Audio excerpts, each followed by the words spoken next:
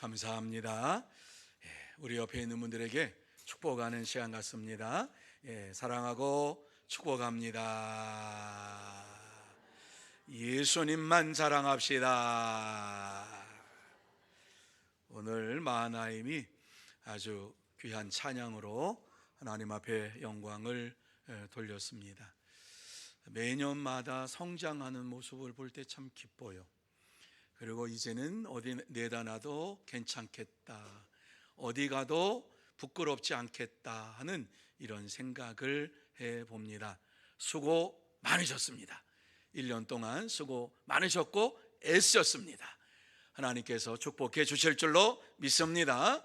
또 여러분 가운데에 가정적으로 우리 수요일 날 한번 찬양을 하면 좋겠습니다, 이런 분이 있으면은 교육자들에게 언제든지 얘기해 주세요. 그러면 특별 찬송 여러분에게 할 수 있도록 할 테니까 여러분이 또 함께 참여하는 이러한 시간이 되기를 바랍니다. 이제 2023년 오늘 마지막 수요 예배로 하나님 앞에 우리가 영광을 돌리게 되었습니다. 하나님께서는 지난 1년 동안 우리에게 큰 은혜를 베풀어 주셨고, 또 이제 다른 해보다는 구역이 좀 회복되기를 원하면서 어떻게 하면 구역이 연합해서 합력해서 부흥을 이룰 수 있을까 생각을 해서 둘째 주일마다 이와 같이 구역 예배 주일로 지키면서 온 구역이 한 자리에 모여서 하나님 앞에 영광을 돌리게 되었습니다. 뿐만 아니라 이 시간 또 하나님 앞에 이 마지막 12월 마지막 수요일 날 이와 같이 합동 구역 예배로 하나님 앞에 영광을 돌리게 됐습니다. 여러분, 구역에서 가장 귀중한 것이 무엇이냐? 구역의 모임을 통해서 하나님께서 원하시는 것이 무엇이냐? 예배를 받으시기를 원하시겠지요. 교제하는 것을 받으시기를 원하시겠지요. 가장 귀한 것은 이와 같이 기도하고 찬양하고 모이는데 힘쓰는 이유가 무엇인가? 지역 구역 사회를 복음화하기 위한 복음의 전초 기지로 세우시기 위해서 구역을 세우셨다라고 하는 말씀입니다. 그래서 구역은 작은 교회입니다. 그래서 예배를 드린 이후에는 온 구역 식구들이 나가서 복음을 전하는 일을 이제 힘써서 같이 이루어가는 이러한 일들이 이루어져 가야만 하는 것이지요. 뿐만 아니라 구역 속에서도 작은 섬김의 역사가 일어나는 거지요. 힘들고 어려운 자를 돌아보고 구역에 또 여러 가지로 힘든 이러한 기도의 제목 가지고 같이 기도하는 이러한 일들이 구역에서 이루어지는 것이지요. 이것이 바로 교제입니다. 교제, 신령한 교제입니다. 우리가 그저 얘기하고 대화하고 하는 이러한 교제, 그 교제를 말하는 것이 아니라 하나님이 원하시는 신령한 교제는 예배와 찬송과 기도를 드리고 온 성도들이 함께 나가서 복음을 전하는 이러한 참된 교제를 하나님이 원하신다 하는 것을 기억하시기를 바랍니다. 이제 오늘 이 말씀을 함께 나누면서 다시 한번 저와 여러분이 하나님의 은혜 가운데 지금까지 살고 있었고, 또 하나님께서 우리에게 은혜를 베풀어 주시기 위해서 무엇을 원하시는가 하는 것을 이 말씀을 통해서 마음속에 되새김질하는 시간이 되기를 원합니다. 오늘 이 본문의 내용은 무엇이냐 하면, 바울 사도가 밀레도에서 에베소 교회 장로들에게 예루살렘에서 어떤 환난을 받을지라도 복음을 전하는 사역을 위하여서 자신의 생명을 조금도 아까워하지 아니하고 내가 예루살렘으로 올라간다라고 하는 말을 전한 말씀입니다. 여러분, 여기에서 우리가 이해할 수 없는 것이 예루살렘으로 올라가서 결박을 받고 환난을 받을 줄 알면서도 피하지 않고 올라간다는 것입니다. 어떻게? 바울이 예루살렘에서 결박과 환난을 겪을 줄 알면서도 올라갈 수밖에 없었을까? 무엇이 그가 고난의 현장으로 이와 같이 올라가게 만들었는가 하는 것을 생각을 해 보시기를 바랍니다. 오늘날도 우리의 삶의 현장 속에서 우리가 가고 싶은 길만 가는 것이 아니라 때때로 고난과 환난이 있을 것을 알고도 그 길을 가야만 할 때가 있습니다. 우리가 가는 길이 고통의 길이라고 하는 사실을 알면서도 그 길을 피하지 않고 가는 것이 지혜일까 하는 생각을 한번 해봅니다. 이 시간 본문의 말씀을 보면서 어떻게 바울은 복음을 전하는 것이 고생길인 것을 알면서도 갔을까를 생각을 하면서, 그렇다면 우리가 복음 전하는 일이 고생길이라고 하는 사실을 알면서도 가야 할 이유가 무엇인가를 함께 나누면서 은혜 받는 시간이 되기를 원합니다. 자, 그러면 복음 전하는 일이 고생길이라고 하는 사실을 알면서도 우리가 가야 할 이유가 무엇입니까? 제일 첫 번째, 성령님께 매였기 때문이다, 이렇게 말씀해 주고 있습니다. 자, 22절 23절 말씀 우리 같이 한번 한 목소리로 읽겠습니다. 보라, 이제 나는 성령에 매여 예루살렘으로 가는데 거기서 무슨 일을 당할는지 알지 못하노라. 오직 성령이 각 성에서 내게 증언하여 결박과 환난이 나를 기다린다 하시나.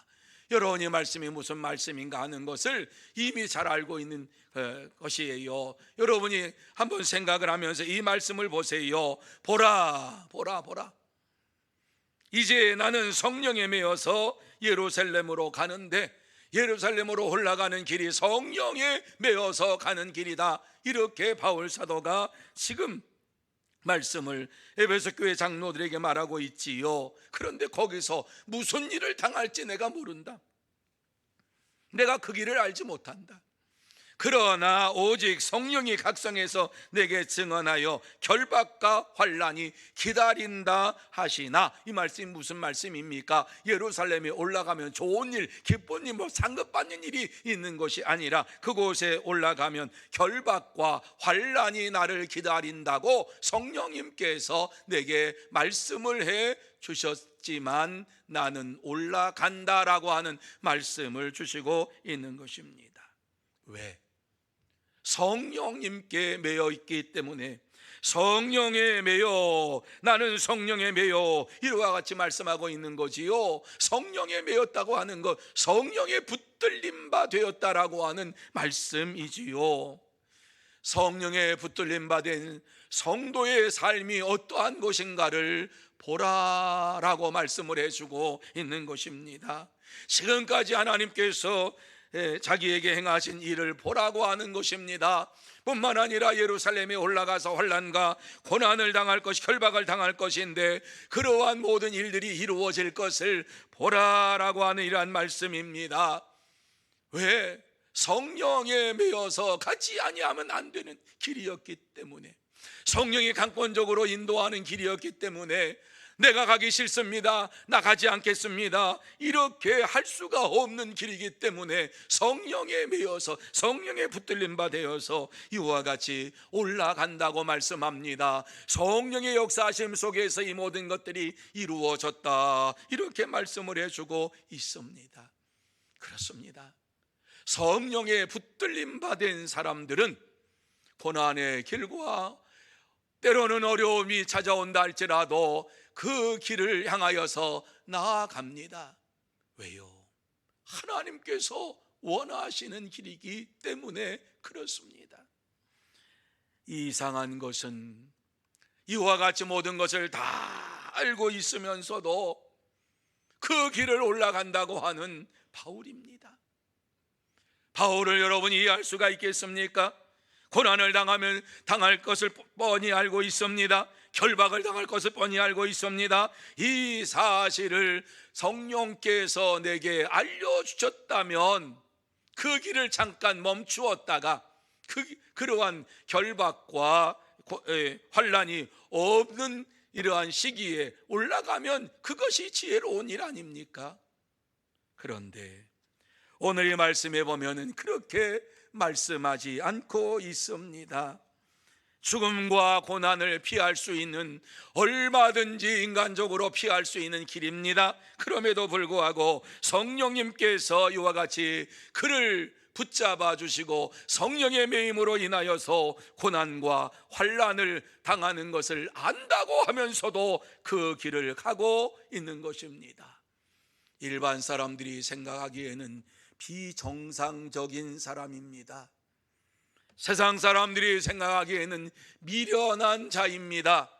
아니, 적당히 예수를 믿는 사람들도 그걸 보면은 참 정말 미련하게 예수를 믿는구나, 이렇게 얘기할 수밖에 없는 이러한 일입니다. 고난과 환난이 임한다고 하는 사실을 알면서도 뚜벅뚜벅 그 길을 걸어가고 복음을 전하면은 반드시 결박을 당할 것이요, 감옥에 갇힐 것이요, 환난이 임할 것이라고 하는 사실을 알면서도 뚜벅뚜벅 그 길을 걸어가고 있는 이러한 모습을 볼 때에 세상 사람들과 적당히 믿는 사람들은 미련해도 진짜 미련하구나, 이렇게 얘기할 것입니다. 하지만은 바울은 성령에 매여서 성령에 붙잡혀서 복음을 전하는 이러한 열정이 사그러지지 않고 있음을 우리에게 말씀해 주고 있습니다.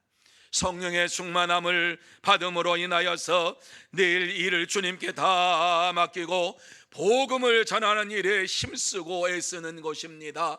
환난을 당하고 또한 때로는 결박을 당할 것을 분명히 성령님께서 말씀해 주셨음에도 불구하고 성령님께서 그를 밀어붙이는 이러한 열정에 그는 아니오라고 대답하지 못하고 믿음으로 나아가고 있습니다.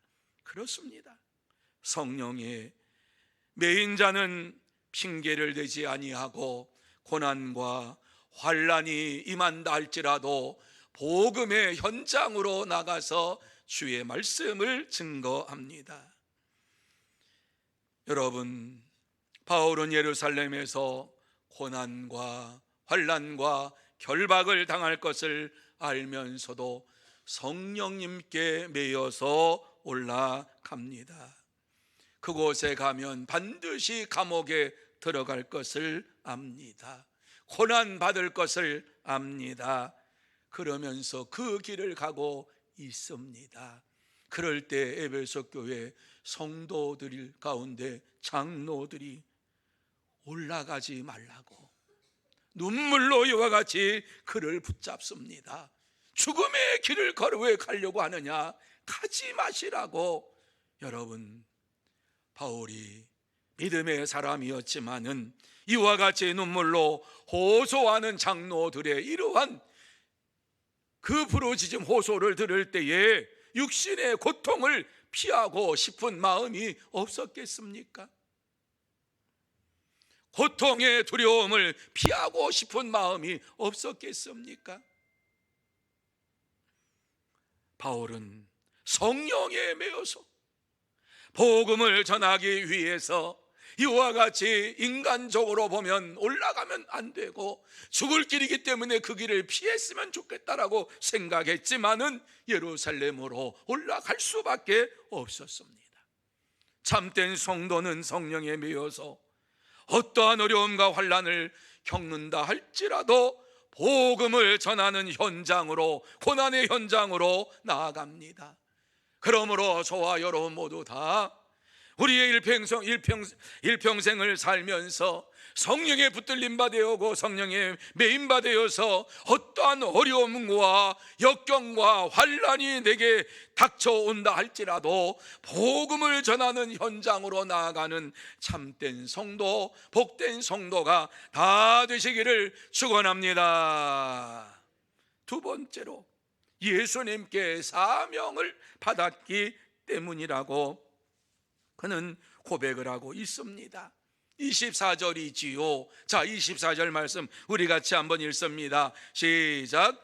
내가 달려갈 길과 주 예수께 받은 사명 곧 하나님의 은혜의 복음을 증언하는 일을 마치려 하면은 나의 생명조차 조금도 귀한 것으로 여기지 아니하노라.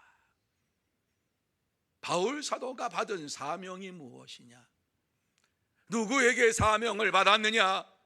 사람에게서 사명을 받은 것도 아니요, 교회에서 사명 받은 것도 아니요, 주 예수께 받은 사명이다, 이렇게 말씀을 하고 있지요. 예수님께서 그에게 사명을 주셨다. 그 사명이 무엇이라고 말씀합니까? 하나님의 은혜의 복음을 증언하는 일을 바로 하나님께서 그에게 사명으로 주셨다, 이렇게 말씀을 하고 있는 것이지요. 사명은 꼭 감당해야 될 일이지요. 사명은 생명보다 더 중요한 것이지요. 예수님께서 우리에게 주신 이 사명은 생명보다 더 중요한 것이요, 이 세상의 그 어떠한 것보다도 더 중요한 것이 바로 주님이 내게 주신 사명인 줄로 믿습니다. 이 사명을 감당하기 위해서 나의 생명조차 조금도 귀한 것으로 여기지 아니하노라. 얼마나 위대한 믿음인지 모릅니다. 우리는 생명을 더 연장하기 위해서 사명보다도 생명을 더 중요하게 생각하는 사람들입니다.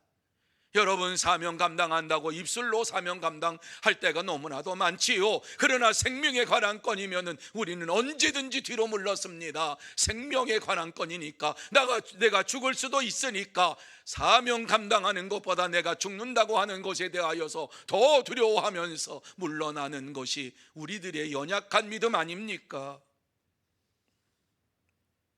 그런데 바울은 그런 믿음이 아니었다라고 우리에게 말씀해 주고 있습니다. 이러한 말씀을 주시는 이유가 무엇입니까? 나와 같이 되기를 원하노라. 참된 믿음의 삶을 사는 자가 되기를 원하노라.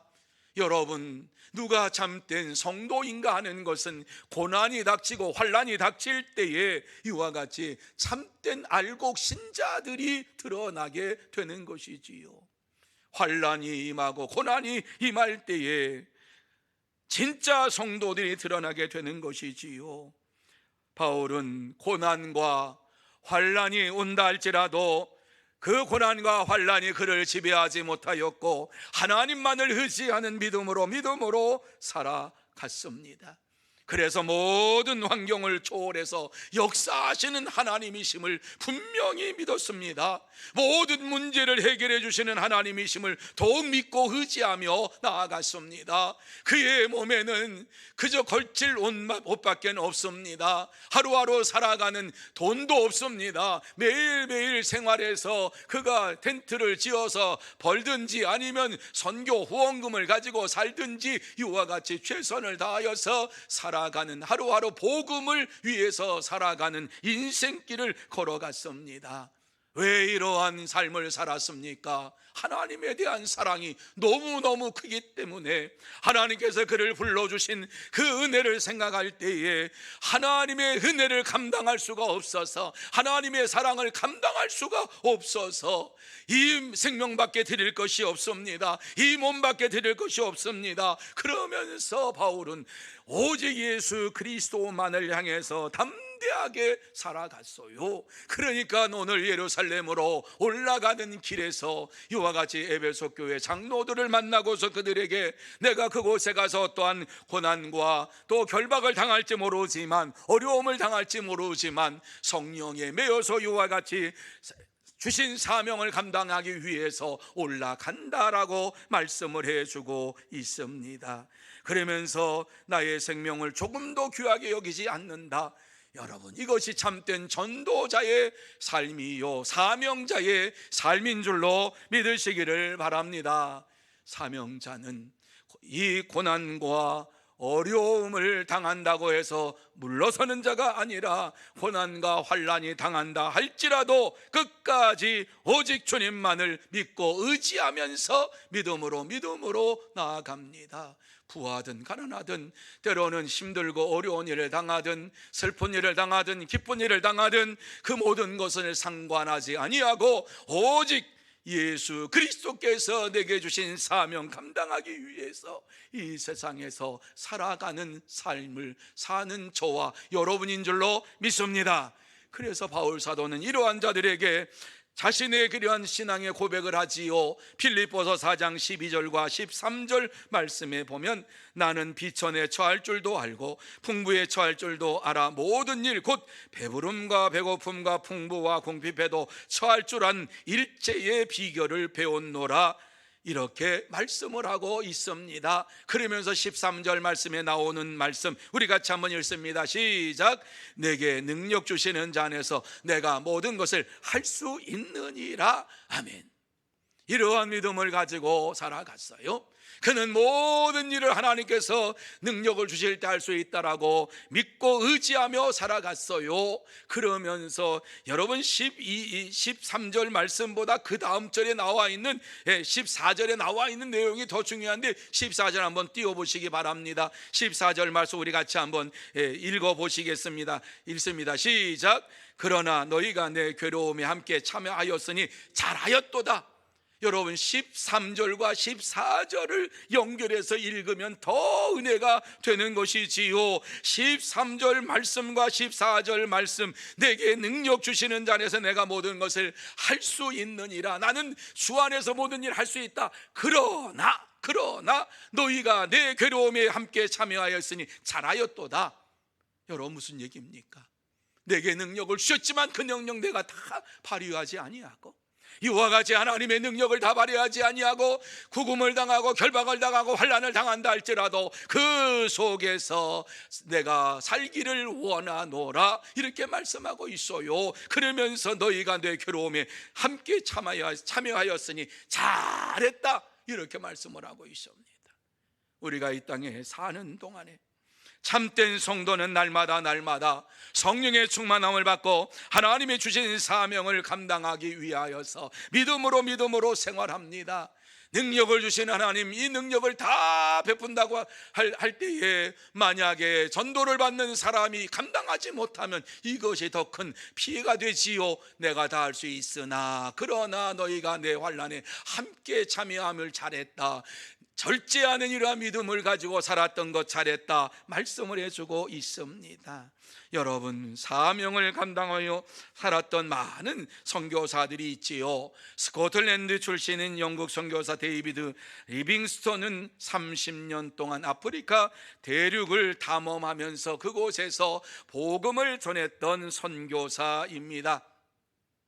그는 사명을 수행하면서 원주인들의 습격을 받기도 하고 또 맹수의 공격을 받기도 하고 엄청난 더위와 열병으로 인하여서 고생을 했습니다. 그러던 어느 날 사자에게 물려서 큰 상처를 받게 되었습니다. 그러니까 그곳에 함께 있다가 사자에게 물린 이러한 것을 보고 놀래가지고 도망쳤다가 다시 돌아온 이 원주민들이 그가 죽었을 거야 이렇게 하면서 왔는데, 이 리빙스톤이 사자에게 물려서 죽은 것이 아니라 살아가지고 그들에게 했던 유명한 말이 있습니다. 그게 무슨 말인지 아십니까? 사명자는 죽지 않는다, 이렇게 원주민들을 향해서 얘기했어요. 사명자는 죽지 않는다. 사자의 이별로 이와 같이 사명자가 죽는 것이 아니다.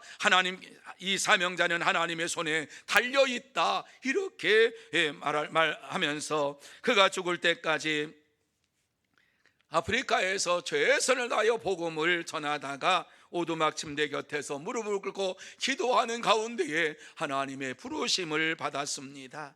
여러분, 우리가 담대하게 복음을 전하는 것은 하나님께서 우리에게 복음 증거의 사명을 주셨기 때문입니다. 하나님은 우리에게 누구든지 예수를 믿는 자마다 멸망치 않고 영생을 얻으리라 하는 이 복음을 전하라, 이렇게 사명을 주셨습니다. 이 사명을 받은 자는 예수 그리스도를 믿음으로 구원받은 것에 감사하고 복음을 전하기 위하여서 날마다 힘쓰며 믿음으로 생활합니다. 이 사명을 감당하는 자들에게는 사명자는 죽지 않는다라고 하는 이런 말씀을 마음에 새기면서 주의 복음을 전하며 살게 되는 것입니다. 그러므로 저와 여러분 모두 다 우리 자신이 예수님을 믿고 의지하고 구원받은 것을 감사하고 예수님을 자랑하는 사명을 감당하면서 이 세상에서 믿음으로 생활하는 참된 성도, 복된 성도가 다 되시기를 예수님의 이름으로 축원합니다. 세 번째로 하나님의 사랑을 받았기 때문이다, 이렇게 말씀하고 있어요. 예, 사도행전 22장 14절과 14절 말씀에 보면 분명하게 말씀해 주는 것이 있어서 이 말씀 우리 같이 한번 읽습니다. 같이 읽습니다. 그가 또 이르되 우리 조상들의 하나님이 너를 택하여 너로 하여금 자기 뜻을 알게 하시며 그 의인을 보게 하시고 그 입에서 나오는 음성을 듣게 하셨으니 내가 그를 위하여 모든 사람 앞에서 내가 보고 들은 것의 증인이 되리라. 아멘. 여러분, 이 말씀이 무슨 말씀이냐 하면 바울은 하나님의 특별한 은혜로 부르심을 받았고 주님을 보았고 음성을 들었고 주님의 뜻을 알게 되었고 증인의 삶을 사는 자가 되었다라고 하는 이러한 말씀입니다. 한마디로 말씀드려서 특별한 하나님의 사랑을 받고 이와 같이 하나님의 말씀을 전하는 자가 되었다, 이렇게 말씀해 주고 있습니다. 그렇습니다. 바울은 우리와는 조금 다른 특별한 하나님의 은혜를, 하나님의 사랑을 받고서 부활하신 예수님을 만나고 그의 음성을 듣고 주의 뜻을 따라서 복음을 전했던 자입니다. 여러분, 우리도 하나님의 사랑으로 인하여서 예수 그리스도를 믿고 구원함을 받았습니다. 저와 여러분이 한 사람도 이와 같이 하나님의 사랑에서 제외된 사람이 없습니다. 모두 다 하나님의 사랑으로 말미암아 이와 같이 구원함을 받은 저와 여러분입니다. 이와 같이 구원함을 받은 자들은 구원함을 받은 자답게 살아야만 합니다. 그럴 때에 환난과 고난을 이길 수 있고 담대하게 복음을 전할 수 있습니다. 뿐만 아니라 환경에 매이지 아니하고 하나님의 사랑에 매여서 하나님의 사랑을 의지하면서 날마다 살아가게 되는 것입니다. 하나님은 오늘도 우리에게 사랑을 베풀어 주시기를 원하고 계십니다. 우리가 사랑 가운데 살기를 원하고 계십니다. 바울 사도는 감옥에 있을 때에 하나님의 사랑을 더 체험을 했어요. 그렇기 때문에 바울이 이 옥중 서신에 보면은 정말 은혜스러운 이러한 말씀을 증거하고 있지 않습니까? 하나님의 사랑에 감격해서 항상 기뻐하라, 쉬지 말고 기도하라, 범사에 감사하라. 여러분, 감옥 속에 갇혀서 기뻐하라 이렇게 이야기할 수 있었던 것이 무엇입니까? 예수 그리스도를 마음에 모시고 살았으니까, 그 예수 그리스도로 말미암아 하나님의 사랑을 받은 자였으니까 이와 같이 감옥에 갇혀서도 하나님의 사랑을 전하면서 하나님의 사랑 안에 사는 자가 되라고 이렇게 말씀을 하고 있습니다. 고난을 당해도 채찍을 맞아도 예수의 이름을 말하지 말라고 이와 같이 제자들에게 이야기했어도 사랑을 받은 제자들은 담대하게 나가서 예수가 그리스도이신 것을 증거하면서 살았어요. 절대로 나가서 예수의 이름을 전하지 말아라. 채찍에 맞으면서 공회 앞에 노임을 당했어요. 이제 나가라 그랬어요. 매를 실컷 맞았어요. 그런데 그러한 사실을 그들은 자랑하면서 내가 예수 그리스도께 매임받은 것을 자랑하면서 예수 그리스도를 증거하기 시작했고 복음을 전하는 일에 자신의 삶을 전적으로 다 드렸던 것을 보게 됩니다. 그래서 이와 같이 사도들뿐만 아니라 바울도 하나님 앞에서 모든 것을 다 드리고 이와 같이 하나님의 은혜 가운데 살면서 그들이 무엇을 고백하고 있습니까? 바울은 고린도후서 5장 13절 14절에 이렇게 고백하지요. 같이 한번 이 말씀 읽습니다. 시작. 우리가 만일 미쳤어도 하나님을 위한 것이요 정신이 온전하여도 너희를 위한 것이니 그리스도의 사랑이 우리를 강권하시는도다. 여러분, 바울은 이러한 믿음 가지고 살았어요. 강권하시는 사랑에 못 이겨서 살았어요. 사랑의 은혜를 받고 살았어요.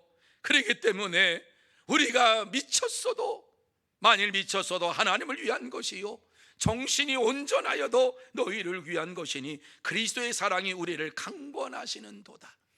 여러분, 우리는 예수님께 미친 사람들이에요.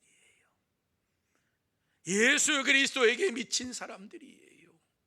세상 사람들이 우리를 볼 때 예수쟁이라고 하는 말을 하는 이유가 뭐예요?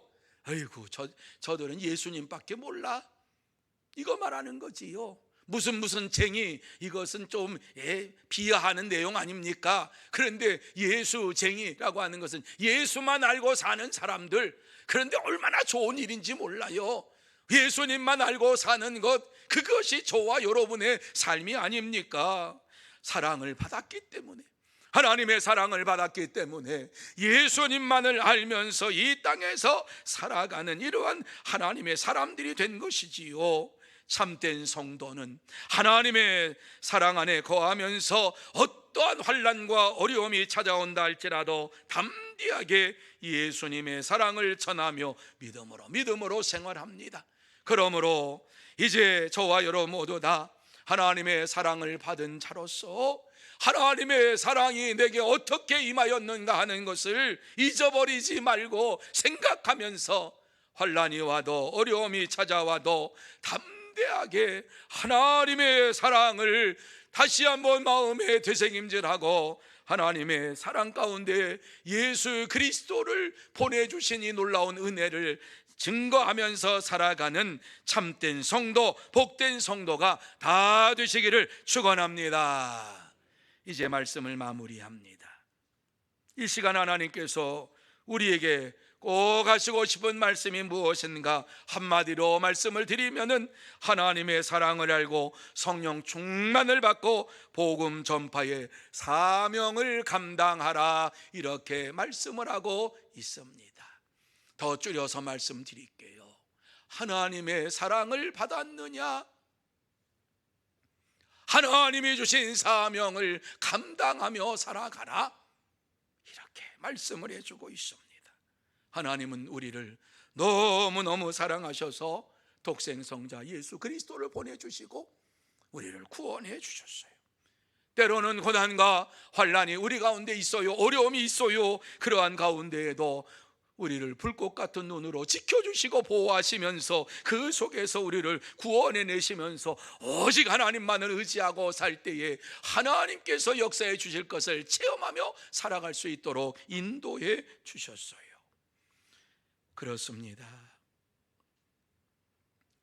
하나님의 사랑을 받은 자가 예수님만을 자랑하며 살아갑니다. 참된 성도는 하나님의 사랑을 받고 어떠한 어려움 속에서도 예수님만을 전하기를 원하면서 믿음으로 살아갑니다. 그러므로 저와 여러분 모두 다 하나님의 사랑을 받은 자로서 이 땅에서 살아갈 동안에 다시 한번 하나님이 나를 어떻게 사랑하셨는가를 생각하고 또 어려움과 환난 속에서 나를 어떻게 건져내 주셨는가를 생각하면서 주님이 나와 함께 하심을 늘 마음에 새기시고 또 하나님께서 내게 역사해 주실 것을 바라보면서 사명을 감당하는 복된 성도, 참된 성도가 다 되시기를 예수님의 이름으로 축원합니다. 기도하시겠습니다. 하나님 아버지, 우리가 무엇이 간데 이렇게